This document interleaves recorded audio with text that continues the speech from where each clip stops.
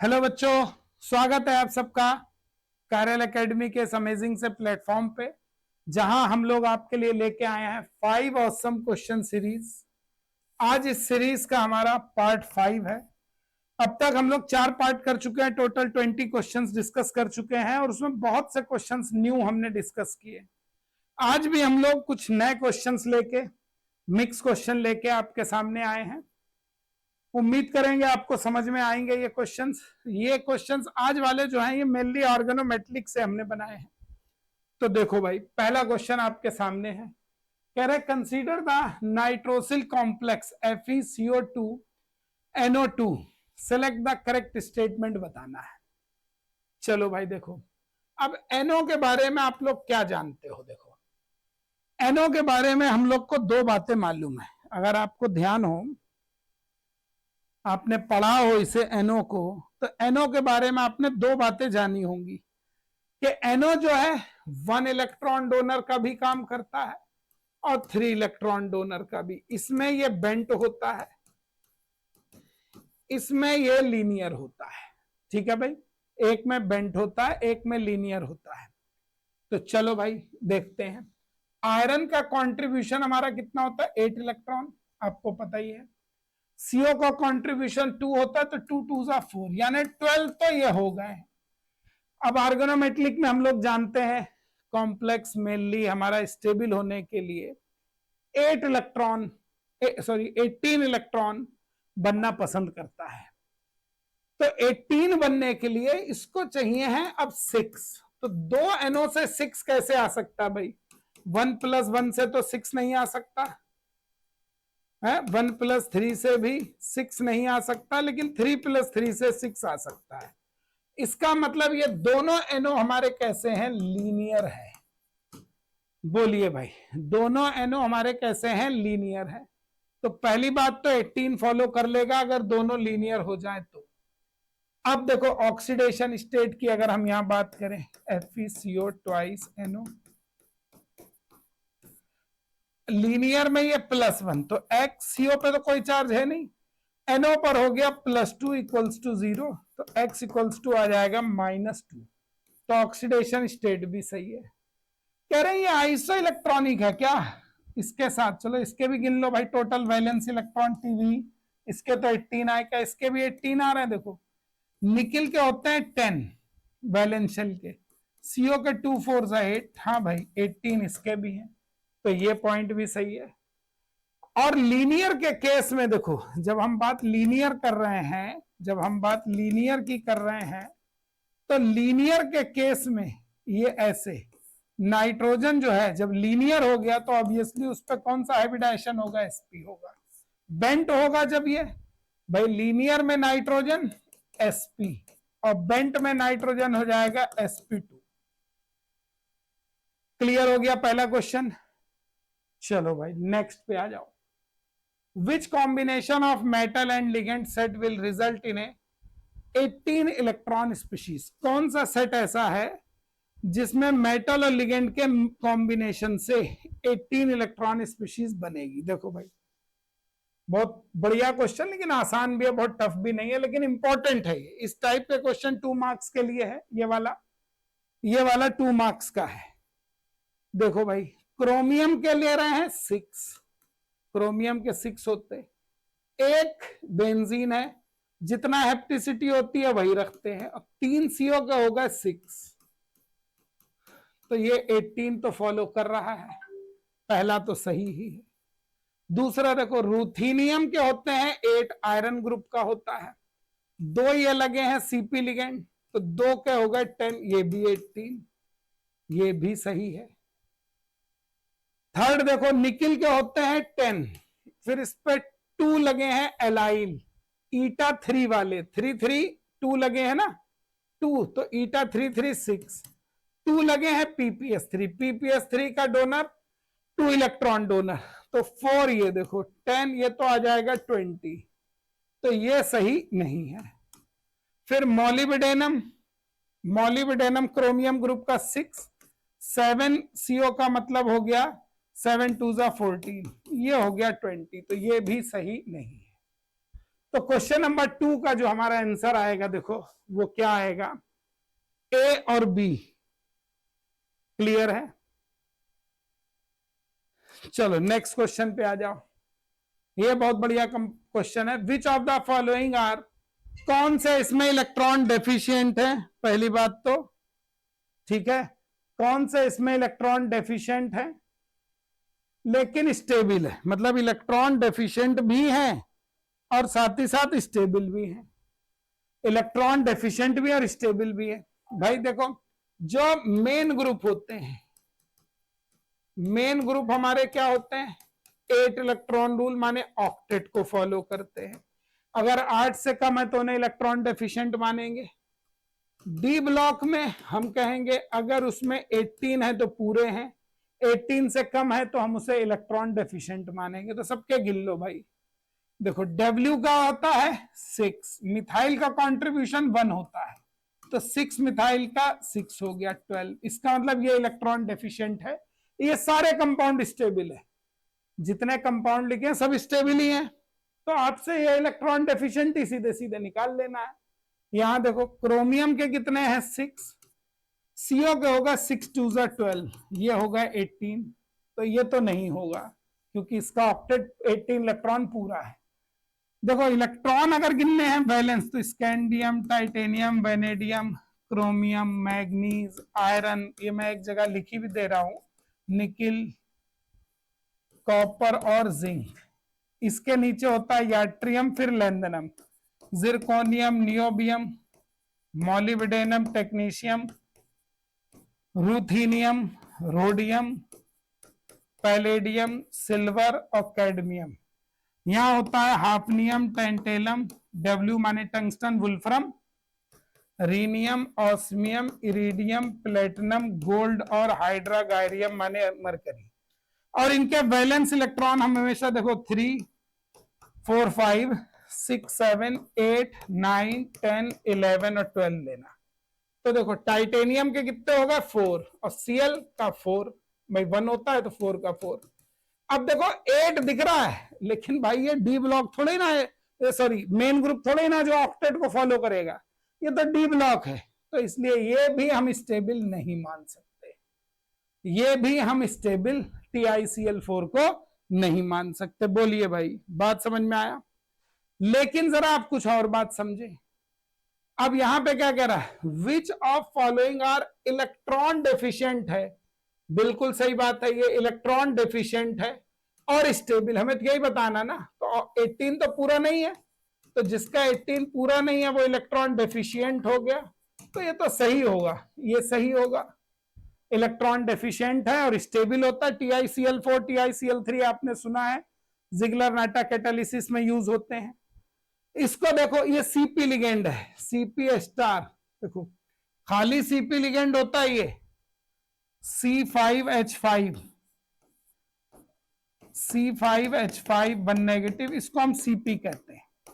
और जब इसी के हाइड्रोजन हटा के मिथाइल ग्रुप लगा दो, तब जनरली उसके ऊपर ये स्टार बना देते हैं, उससे कोई फर्क नहीं पड़ता, सेम ही चीज होती है। ठीक, तो देखो CP के हो गए, जब कुछ नहीं गिवन है तो ईटा इसका 5 ही मानेंगे, तो 5 2 10। जिरकोनियम हमारा टाइटेनियम ग्रुप का ये 4 ही होंगे, देखो ये। और मिथाइल का कितना कंट्रीब्यूशन लेते हैं 1, तो 2 का हो गया 2, ये देखो 16। तो ये भी हमारा क्या है, इलेक्ट्रॉन डेफिशिएंट है। बोलिए भाई, क्लियर हो गया यहां पे? तो इसमें हमारे 3 आंसर आएंगे ये। चलो सर नेक्स्ट क्वेश्चन पे चलते हैं। ये देखो बहुत बढ़िया, विच ऑफ द फॉलोइंग कॉम्प्लेक्सेस, कौन से ऐसे हैं जो 18 इलेक्ट्रॉन रूल को क्या करते हैं, ओबे नहीं करते हैं।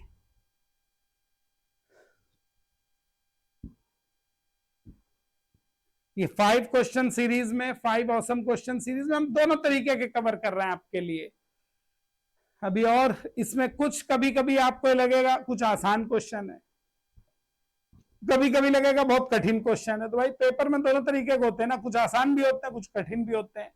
तो कभी आपको इजी भी लगेंगे 1-2 क्वेश्चन, एक दो क्वेश्चन कभी कभी टफ भी लगेंगे, तो हमने बैलेंस करके बना रहे हैं इसे, कि जिससे ये ना हो कि सारे इजी हो वो भी ठीक नहीं, सारे टफ हो वो भी ठीक नहीं, तो बैलेंस कर रहे हैं, लेकिन ज्यादा फोकस है कि उन पार्ट पे जिन पार्ट से एग्जाम में आता ही आता है। ठीक, 18 इलेक्ट्रॉन रूल तो वैसे भी ऑर्गेनोमेट्रिक केमिस्ट्री की जान है। चलो भाई, कौन सा ऐसा है जो 18 इलेक्ट्रॉन रूल को वायलेट करता है, एक एक करके निकालो भाई। ठीक, देखो वेनेडियम के 5 है ना, देखो वेनेडियम के कितने मैंने बताया 5, ये 5, और इसके सीओ के 6 लगे हैं तो 6 2 12, ये तो 17, ये हमारा ऑक्टेट पूरा नहीं है। अब जनरली जो होता है जिसका ऑक्टेट पूरा नहीं होता वो डाइमर बनने की कोशिश करेगा, लेकिन प्रॉब्लम क्या है, देखो जब ये डाइमर बनेगा तो यहां पर 6 सीओ आएंगे, जब 6 सीओ लगा दोगे तो उनमें स्टेरिक क्राउडिंग हो जाएगी, और स्टेरिक क्राउडिंग की वजह से एक तो 18 भी पूरा नहीं है, और स्टेरिक क्राउडिंग होने की वजह से डाइमर भी बनेगा नहीं, तो इस केस में नो डाइमर फॉर्मेशन, और जब डाइमर बनेगा नहीं तो सर इसका 18 पूरा होगा नहीं, है ना। तो आपसे यही पूछ रहा है कौन सा ऐसा है जो 18 इलेक्ट्रॉन रूल को ओबे नहीं कर रहा है। ठीक है, तो एक तो आंसर यही हो गया। इधर आ जाओ, देखो टाइटेनियम के कितने रखने हैं भाई, टाइटेनियम के अभी हमने 4 लिए थे, ये 4 ले लीजिए। ईटा 5 है, सीपी लिगेंड लगा है, 2 है तो 5 2 10, ये हो गए। मिथाइल का कंट्रीब्यूशन 1 होता है, 1 और 2, 2 है तो 2 हो गया। अब देखो ये तो पहले ही दिख रहा है 16 है, इसका ऑक्टेट पूरा है ही नहीं, क्यों भाई, तो ये तो इलेक्ट्रॉन डेफिशिएंट है। 16 क्लियर है। इधर आ जाओ, इरिडियम पे देखो, इरिडियम को देखो, इरिडियम होता है कोबाल्ट में 9, क्लोरीन का 110, सीओ के 2, और ये हो गया 4, ये हो गया 16 इलेक्ट्रॉन स्पीशीज। अब देखो आपसे क्या कह रहा है, which of following complex 18 electron rule को इसमें कौन ओबे नहीं कर रहा है, तो ए भी भाई देखो, अगर आप 18 को ओबे नहीं कर रहा है, लेकिन ये एक क्या है, स्क्वायर प्लेनर कॉम्प्लेक्स है। स्क्वायर प्लेनर कॉम्प्लेक्स जो होते हैं ये वास्का कॉम्प्लेक्स की कैटेगरी है ना, तो वो 16 को फॉलो करते हैं, लेकिन चूंकि वर्डिंग में उसने 18 लिख रखा है, क्वेश्चन की वर्डिंग में 18 लिख रखा है, तो इसको भी हम नहीं मानेंगे, इसको भी हम नहीं मानेंगे, यानी ये भी नहीं होगा। आ गई बात समझ में। यहां देखो W के हैं कितने 6, अब यहां भी आप कह सकते थे कि डाइमर हो जाए, तो भाई देखो अगर इसका डाइमर बनाओगे, इरिडियम इरिडियम का एक बॉन्ड बना दे, एक बॉन्ड के 2 इलेक्ट्रॉन बढ़ जाएंगे, है ना, 2 बॉन्ड बना दोगे तो एक एक मिलके 18 हो जाएगा। लेकिन ये देखो बल्कि ग्रुप है, यहां भी फिर वही समस्या प्रॉब्लम आ जाएगा, बल्कि ग्रुप है, इसलिए सर ये भी नहीं बन सकता। इधर देखो W के 6 हैं, CO के हो गए 6, और इसके कितने PCY3 लिगेंड है ना, साइक्लोहेक्साइल फॉस्फीन होता है ना, जैसे ये PH3, समझो इस पे हमने लगा दिए C6H11, साइक्लोहेक्साइल ग्रुप कहते हैं इसे, ये CY, तो ये लगा दो, तो डोनर तो यही रहेगा, तो 2 3 6, तो ये तो 18 है, इसको डाइमर आइमर बनने की जरूरत ही नहीं है, जो इसको कहीं पे जाके 16 होता 17 होता डाइमर बनता, या मेटल मेटल बॉन्ड बनाता। देखो भाई 17 है, या तो वो इलेक्ट्रॉन लेके 18 बनेगा, या डाइमर बनाएगा मेटल मेटल बॉन्ड। 16 को जनरली 2 इलेक्ट्रॉन नहीं मिलते हैं, 1 इलेक्ट्रॉन मिलना आसान है, तो 16 2 बॉन्ड बनाए। अब 2 बॉन्ड में यहाँ पे क्या होगा प्रॉब्लम के स्टेरिक क्राउडिंग, यहाँ वो सब सिचुएशन है नहीं, तो ये आंसर 1 नहीं होगा, बी नहीं होगा, A C और D आंसर होगा यहाँ पे। बताओ भाई, इसमें किसी को कोई इशू कोई दिक्कत हो तो बताओ मुझे। चलिए सर, कोई भी दिक्कत हो आप इस पे लिख देंगे ना चैनल पे, हम बाद में भी देख के बता देंगे आपको। नहीं तो आपको कोई डाउट हो तो आप हमारे चैनल को, ऐप को हमारे डाउनलोड कर लीजिए कायरल एकेडमी के, और ऐप को डाउनलोड करके उसमें डाउट फोरम है, डाउट में आप अपना डाउट भेज सकते हो, मैं वहां से भी रिप्लाई कर दूंगा। उसके लिए आपको ऐप डाउनलोड करना पड़ेगा। चलो भाई 5 पे आ जाओ। कह रहे हैं ये डाइमर स्पीशीज है, Re2CO10, इलेक्ट्रॉन गिनो भाई। रीनियम के हो गए 9, है ना, ठीक है भाई, 7, 9 ने 7। रीनियम के होगा कितने, 7। देखो मैग्नीज ग्रुप का होता है ना 7।